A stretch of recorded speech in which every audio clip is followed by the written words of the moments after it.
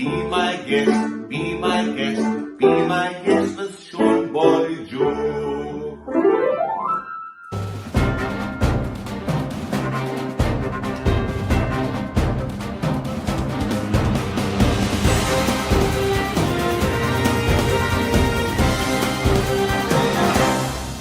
Hello my good friends, welcome back to the Be My Guest podcast channel with me, your boy Sean Boy Joe, where I usually chat to blasts from the past in a podcast. But today I am doing things a little bit differently because for the duration of this video you get to see my ugly mush. I am very sorry about that, but if you like what you see, then go and click that subscribe button and smash the notification bell as well. Go over to the Facebook page, give us a cheeky little like there also, and that will really help the channel go along, because that does mean the world to me if you can subscribe.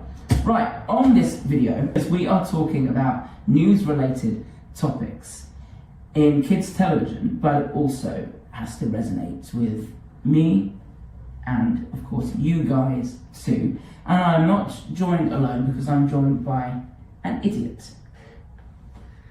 But he's a good idiot. He's a good idiot because he is one of my best mates and he's here on the channel for the very first time. This is Ryan. So Ryan is going to be joining us today. He's done a lot of collaborating with me on various other projects, but not on this channel. And we'll talk a little bit about some of the stuff that me and Ryan have done, or Ryan and I have done, should I say? Everything. Yeah, everything.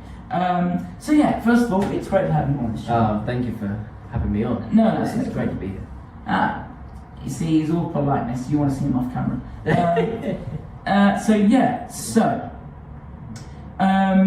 Let's first of all talk about a subject that we know very well, and that is on the topic of Zippy and George. Now, the reason we bring up those two puppets is because recently they featured on Children in Need, and they were on the MasterChef Children in Need special. Now, of course, Ronnie is a great friend of the channel. I know him very well, as do you, because we actually met him. So do you want to explain to the people who are watching how we managed to meet Ronnie? Well, to be honest with you, I don't really know how to answer that because you arranged it. So I think it's best if you told people how you got in contact with Ronnie and allowed him to, well, not allowed him, but how you invited him to be on the podcast. Because if you ask me that question, I was able to meet Ronnie through a podcast that you arranged. So I think You see what I have to live with, right? But it's true, is it not? Yes, okay, it's true. Many moons ago, when we were deciding to take another program called Straight Talk that we do in the studio to the podcast studio, we were looking for guests. I had Ronnie on at that point on this channel, but not on that particular channel, and he didn't live too far from where the studios were, and he was very willing to come down and just be involved throughout the day. He was sitting there telling stories, you know, about his 50 somewhat career, like he was the next person, nothing sort of over his head, or above his head, should I say. So it was great to actually meet him in person. He's one of the only people on the channel that I've actually met in person, because it's very different if you're doing it via audio or Zoom. So to actually meet him was great.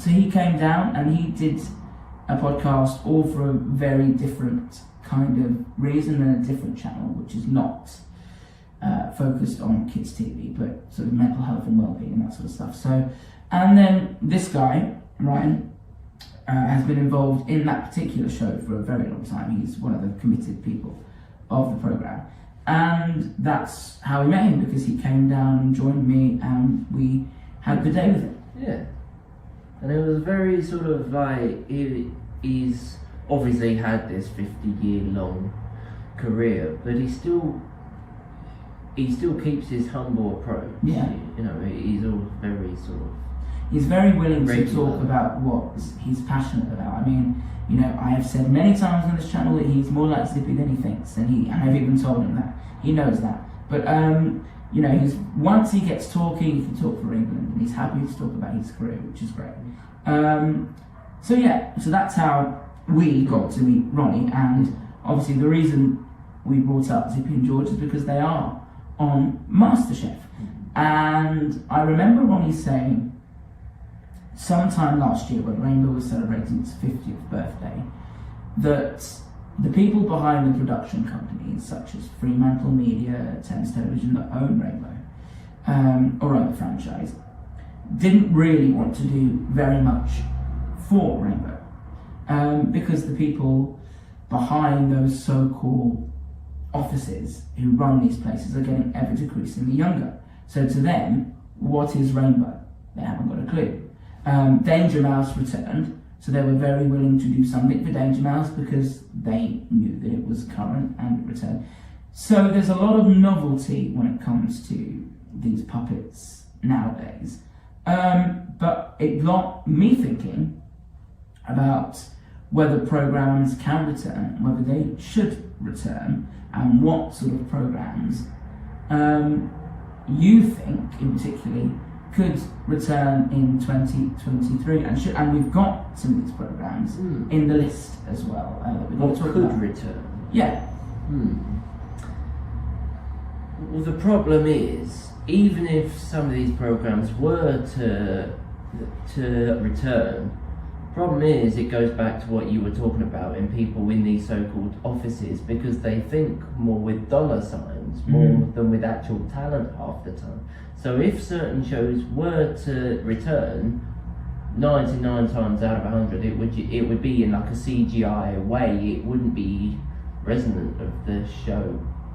Yeah. It wouldn't be like it wouldn't be that similar to the original show. No, it wouldn't have the Because same. if you look at nowadays, you've got, I know the Teletubbies made a comeback, Yeah.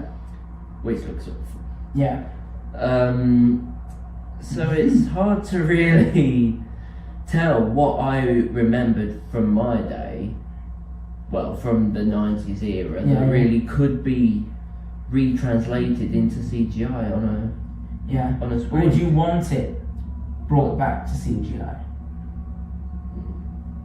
Well, it depends on what would work. I mean, for example, in theory, something like the Tweenies could potentially be done with CGI. It might not look great, but I think it could potentially be done. But if you had something like Rosie and Jim, for example, it would just be like CGI characters on a real canal, unless you fully Well, they tried it. CGI it out. I haven't seen it. Well, no, what they did was they just put the characters in a cartoon form and got them singing nursery rhymes. I mean, I think the Tweenies could be redone if they wanted it to be redone, but I don't think it'd have the same effect. Well, I doubt Justin would ever be available. He's just too busy. But the other cast have said, you know, even in the reunion, they said that it was something they'd be willing to do in any form. But then other guests I've had on are very much against the cartoon style format. The problem is now, I'll tell you the show that really ruined it all with the CGI stuff. You might agree, you might not. But Peppa Pig really did ruin it for kids. Oh yes, yeah. I mean, was one of those shows that my brother was brought up on when he was young. It would have made me about 8 years old, so it would have been past my sort of era. But it's just all these kind of puppetry based shows, because our era was sort of 50% puppetry but 50% leading in towards CGI. I mean, when I was young, we had things like Dora the Explorer, which was slightly CGI, but also you had things like the Tweenies, which wasn't, and things like Tots TV that wasn't, and you know, Barney that wasn't. Yeah. Barney was actually a good example of something like a it's just like a person in an outfit communicating with real young people. It looked good. Yeah. It didn't look like something that a computer just magicked up. Right. Which is what a lot of kids nowadays are watching.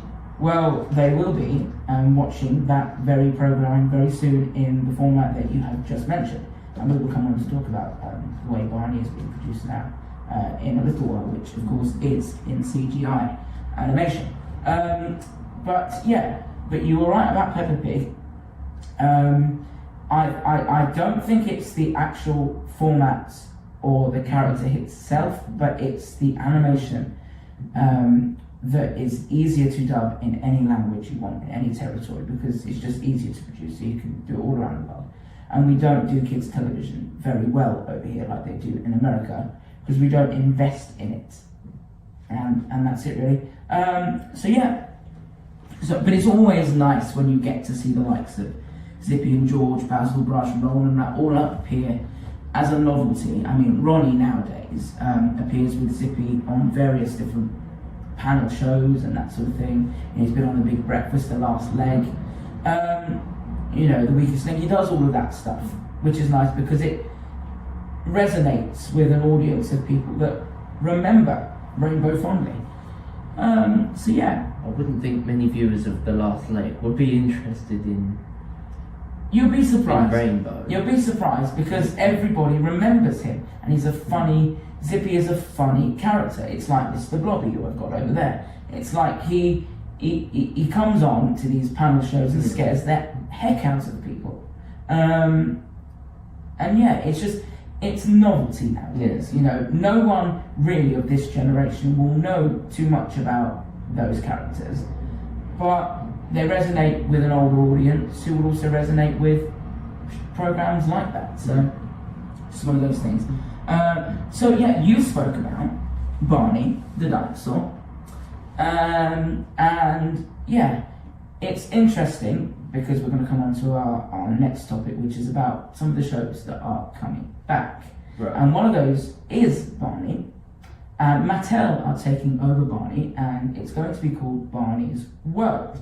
And in collision with all of this, there's a new line of clothing out there called Emotionally Unavailable times Barney. So Barney appears at conventions as we know him in the big purple costume, but he is going to be reimagined in CGI form. Now we remember Barney from being in the play school, being in the big treehouse, and for actually having life to it, because that's what Barney was about. They have produced a new documentary on Peacocks, which is called I Love You, You Hate Me, because Barney, again, was Marmite. A lot of people didn't like him. A lot of parents didn't agree with his morals, because all Barney would do is say, I love you, and that was it. Everything is hunky-dory and rosy, but I loved it. I was obsessed with it as a kid. I thought it was just a nice imaginary world where you could escape and everything was just happy. To see it come back in animation form, what do you think? Well, I think it's something that I would have to watch first, I guess, just out of curiosity as opposed to judgment. But I think a lot of people are. Yeah, I mean, the idea of seeing Barney in a CGI, I guess it would kind of make him look 2D. If you know what I mean, it would just make him look a bit flat. Well, the life will be taken out. I mean, I can't really think of what it would really look like. And also, of course, another reason why the original Barney worked so well was because if you have a CGI Barney, real children are just going to have to talk to a pole or something and CGI him in after. Whereas you had that communication with Barney and the kids, even on and off set. Yeah. So it helps. I think that part will be scrapped. I don't think they'll have kids in this one. It depends on what they're going to do with it. Because you've also got, BJ and Boop or whatever it was. Baby. Yeah. Like, are they gonna do that? Yeah, In they'll all, I CGI? think they will all It be. depends on what they're gonna do. They will all be animated in CGI, as far as I'm aware. I mean, personally, you can cut this bit out, Yeah. but with the amount of scandals you get nowadays, having a character called BJ with a room full of kids is not going to work in modern day audiences. You can scrap that bit if you want, but No, it's true. I think it's going to prove to be controversial even for things that parents would think of in light of all of these, dare I say it, sex scandals. Now you've triggered something there with the BJ. He's not going to be called BJ anymore. He's going to be called something else. So you're right in that. Can't. And there was people up in arms saying, "Oh, why couldn't you just leave his name?" No, but you are right. He's going to be called something else. But I can't tell you what. Maybe people having a character called BJ in a room full of kids. It doesn't sound like something that modern day audiences would take to. But then, Barney, in its original form, up until when the original actually ended, which I think was 2015 or something. As late as that?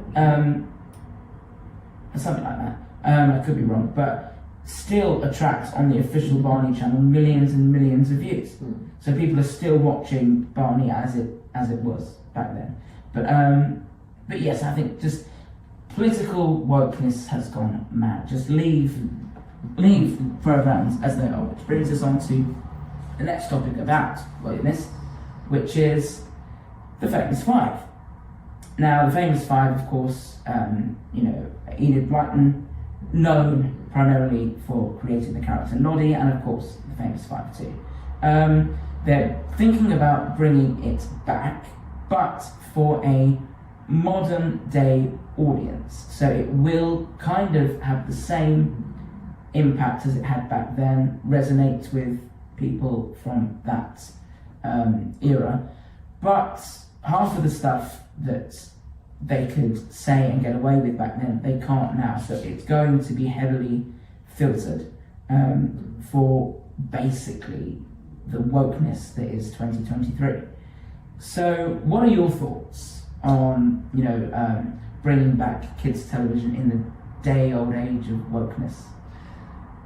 I mean, it depends to the extent of wokeness. Now, I'm very anti-woke, so to speak. I'm not very PC, right? But I do believe in fairness, and I think to bring back Enid Blyton would fail kids.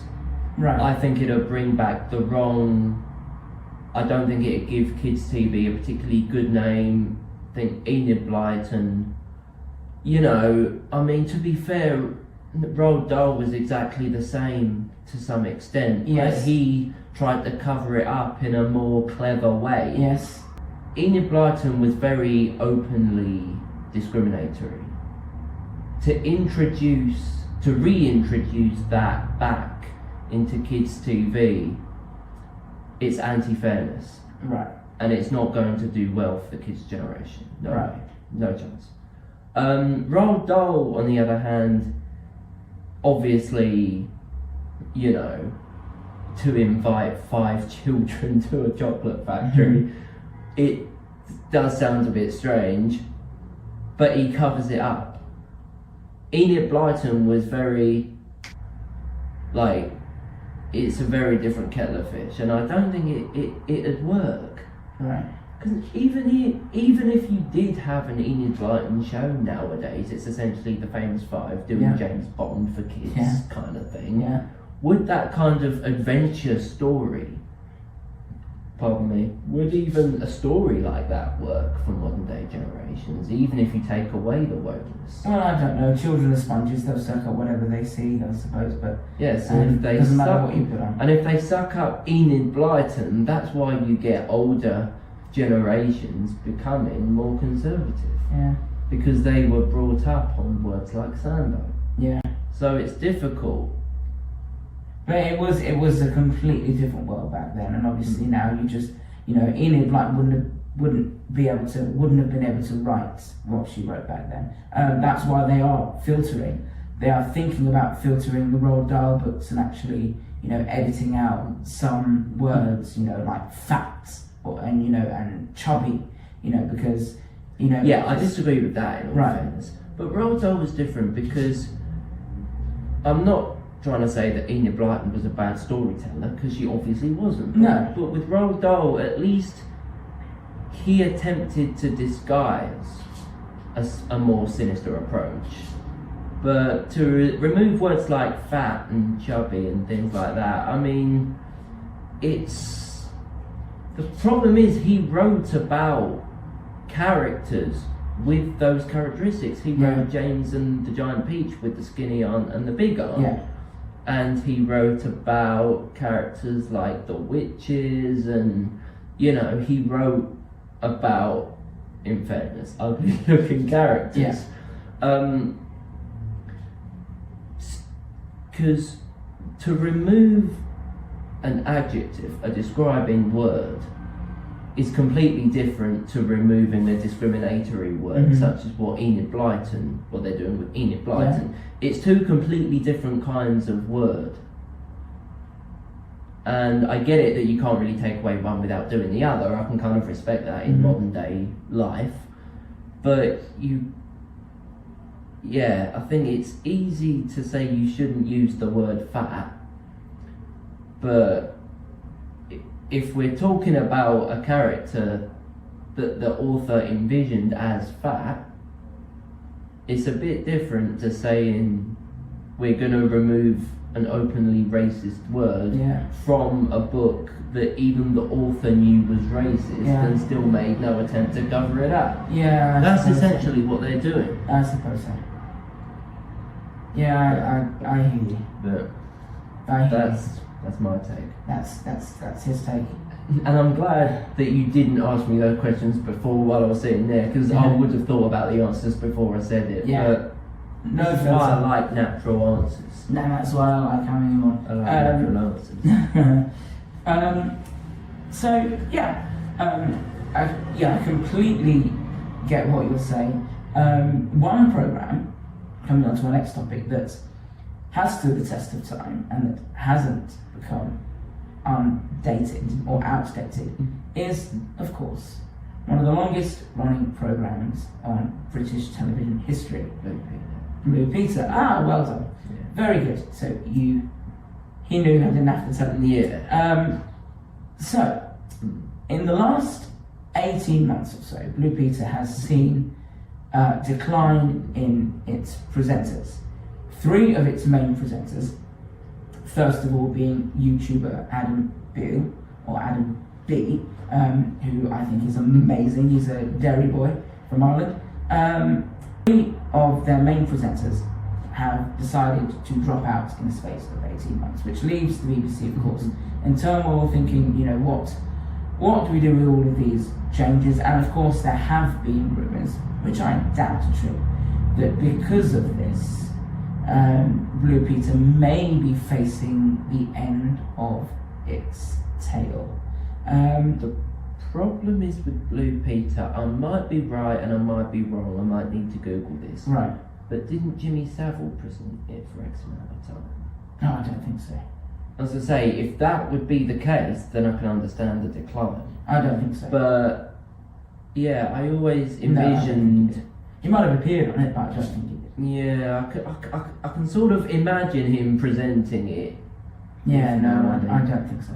Fair enough. Well, even if that wasn't the case, I think for something like Blue Peter, I mean, you might think of me to be absolutely crazy, but I didn't really watch Blue. I didn't watch really. Blue Peter as I didn't really. It's not really something I remember in much. Well, no, I do remember it constantly being on, but it's not something I know. Yes, it's true. It was the same with me. I mean, who were your era then? What was your presenting era? So who were your presenters on Blue Peter when you were growing up? I can't really remember, but because for me it would have been, because it would have been the late 90s, early 2000s.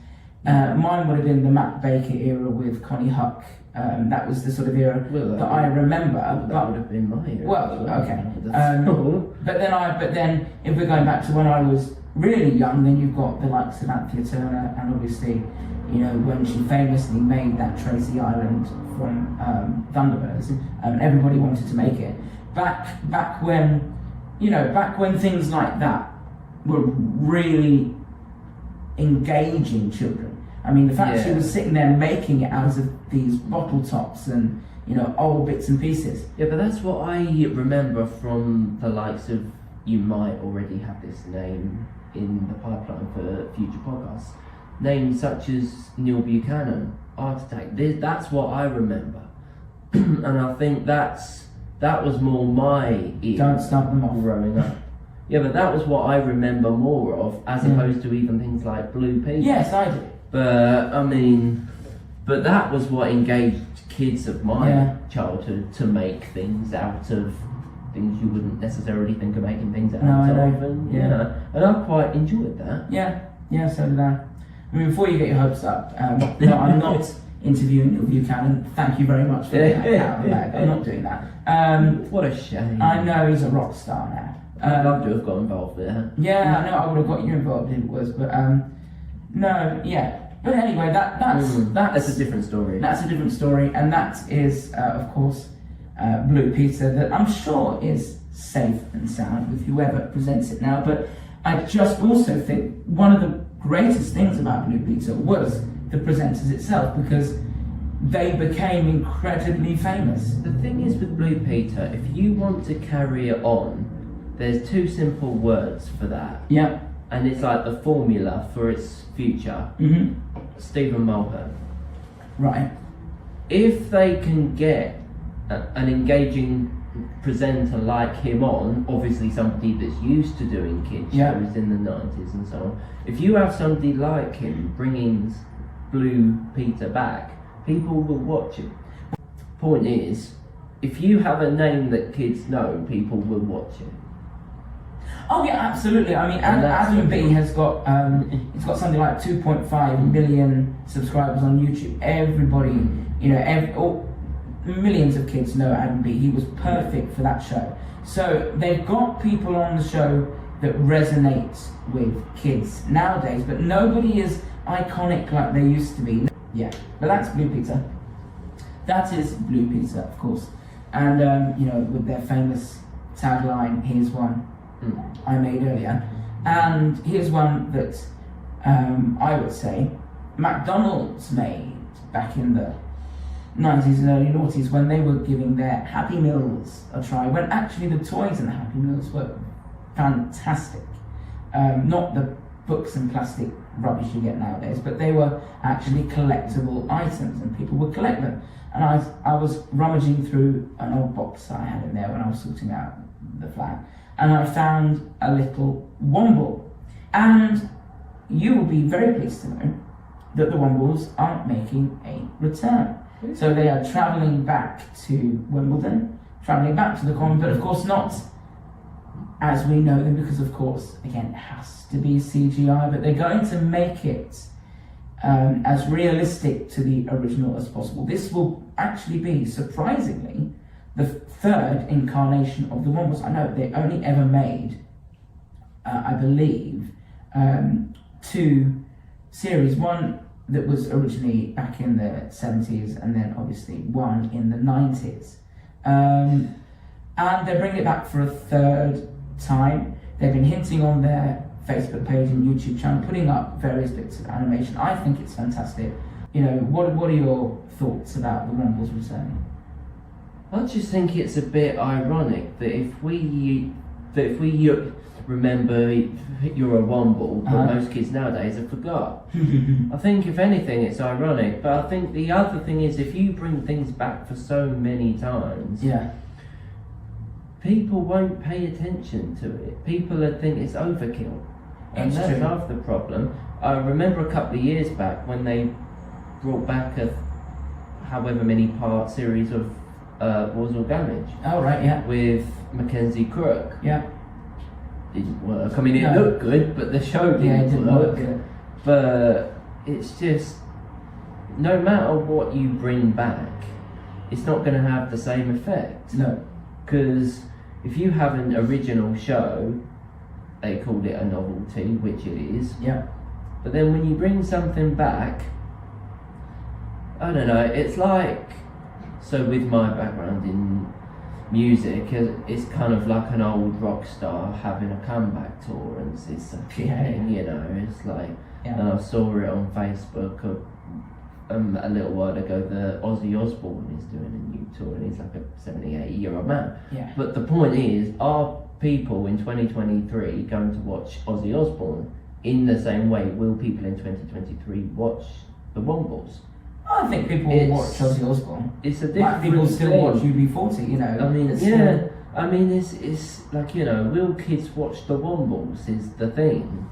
It depends who they're aiming it at. Yeah, they're but probably if you aiming it think at a new generation and the generation that used to watch them as well. So So, if you think of and they've never really died out. So if you think of Wimbledon nowadays, a kid would most likely imagine a Womble getting whacked around the face with a tennis ball.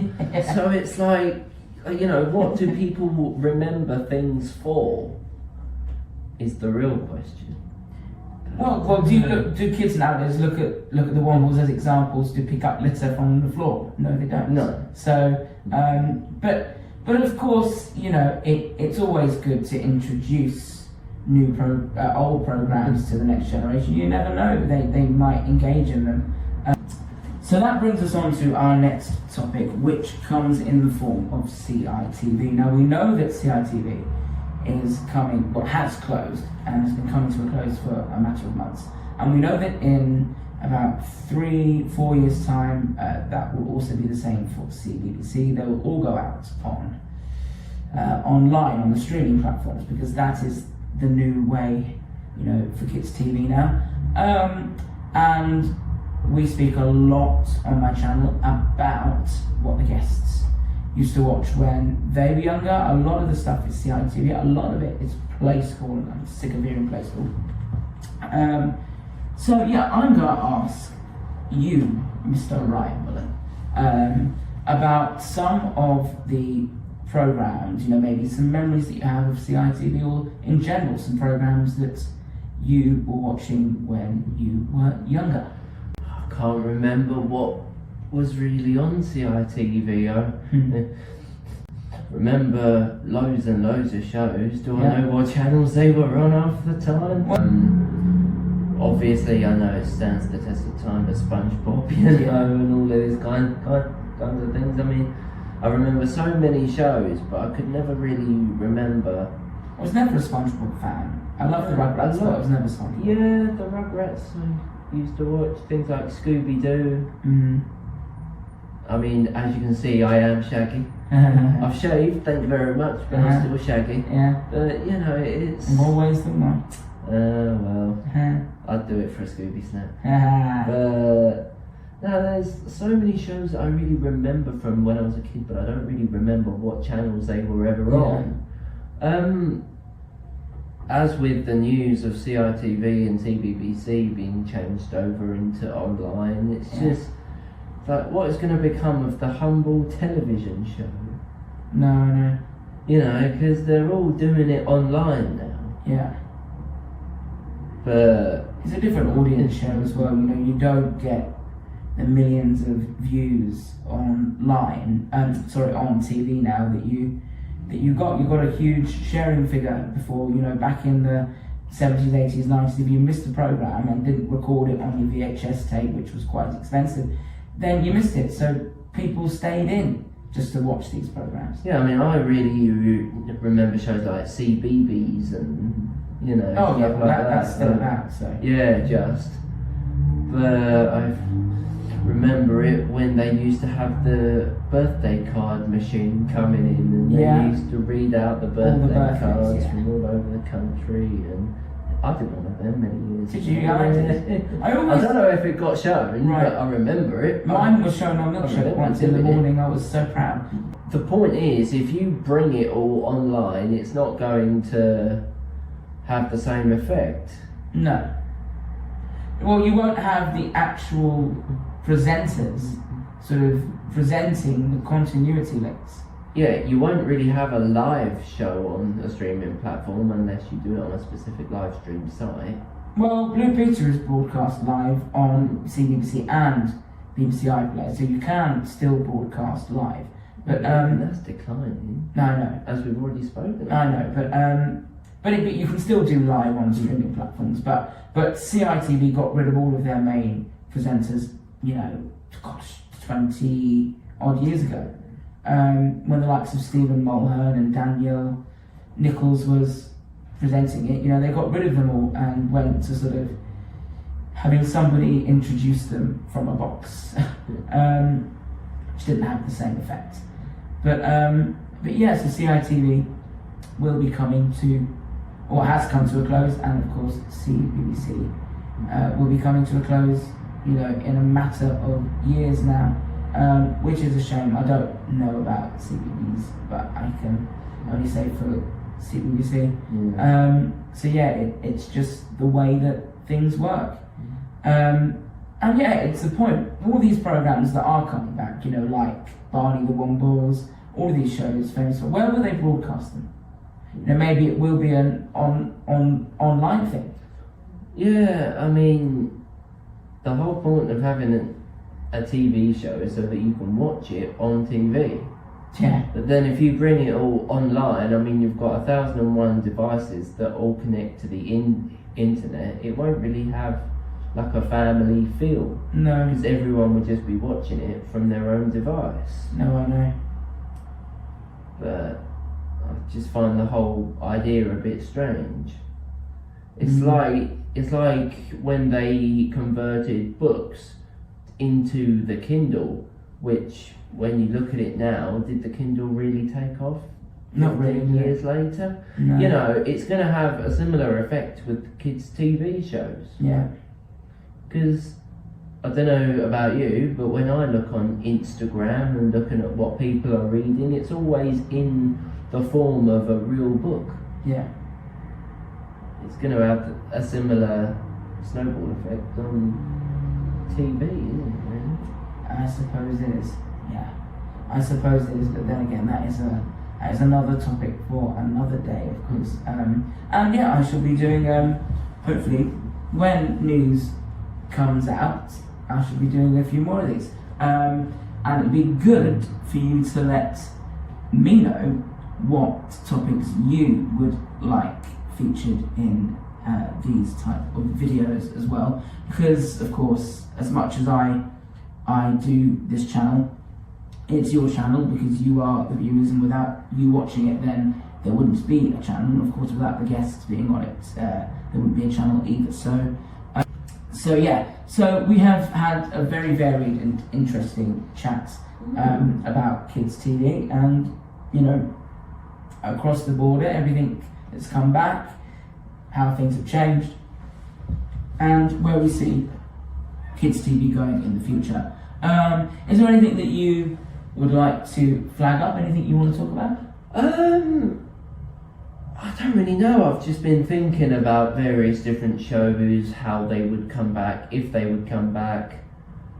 Yeah. I just think with kids' TV shows, especially from the 90s and even before the 90s, they're so unapologetically English.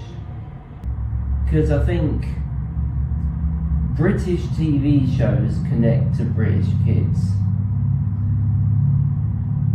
Even like a little while ago, I know it's going off topic, but something that we spoke about, me and my friend, a while ago, was the fact that everywhere has time off for Christmas. Yeah. But when people take time off for other religious festivals, they have to book their own holidays or face or some kind of penalisation. Right. The thing is, with that is, you see how the world is changing and British things, British culture isn't represented in the media or in whatever. But if you bring that kind of way of thinking back to the TV shows, if they're going to bring something back, they're going to have to make it multicultural. Otherwise, kids wouldn't get it. which of course is another topic for another day. But Tune in to Loose Women, 12:30 weekdays on ITV. I identify as a woman, and that's the other thing is identity. It's just not going to work. Yeah. Yeah. You put too much vodka in this. Vodka. Yeah. Shandy. That's it for this video. We do hope you've enjoyed it. For luck, health and good vibes, don't forget to smash that subscribe button. I can't promise the first two, but the last is certainly a given. So join me and my guest in the next video. Of course, the next podcast. It's goodbye from me and goodbye from Ryan.